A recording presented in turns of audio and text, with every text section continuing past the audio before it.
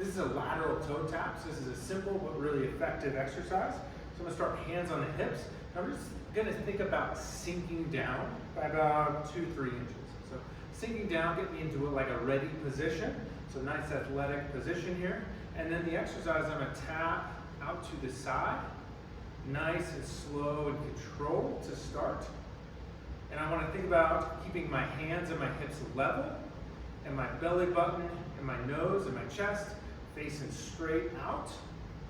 Glance down occasionally, see where your knees and your feet are, but then I want to see if we can glance kind of straight up. And you can play with the exact angle. So I'm going straight to the side. I tend to get some pretty good hip activation. If it feels better for you to go back at an angle a bit, you totally can. Sometimes I find if we go straight back, it tends to use the lower back. And so you kind of play with some angles out to the side and see what feels best for you. Then we can add a band here. There, same technique, but that now has a bit of resistance. So you can see I'm shifting my weight from side to side, but I'm not side bending. So I'm not side bending over. So that's something we'll see a lot. There's a deficit in some hip strength and control, is that folks will bend to the side to get their leg out. And so I'm trying to stay nice and square across the room. Then one note on knee position. Most people, when they stand with their feet touching or a little bit apart, have some space between their knees. They're not crashing in like that. I'm not talking about the size of your thighs or anything like that, but I'm talking about where your knees are in space relative to your bones. And so most people are going to kind of naturally stand here, with some exceptions. Some people will be more in like that.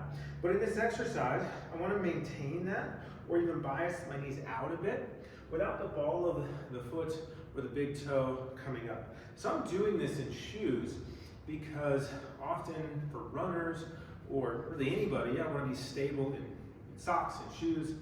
So totally fine to do this in shoes, but as you go, I want to keep this on the ground or on the footbed of your shoe. I don't want to clench or grip with the toes, because then that will come up.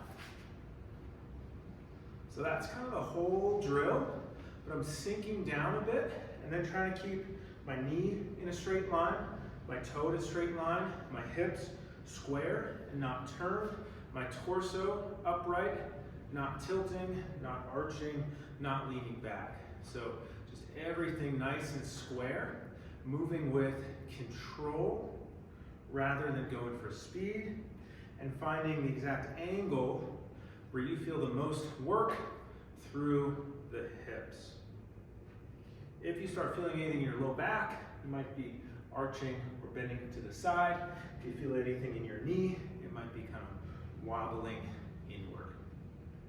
So this one is simple, but can be really effective, and I typically program it for time. So I can do this maybe, I don't know, 90 seconds, 2 minutes with a medium band, and I'm feeling a pretty good burn.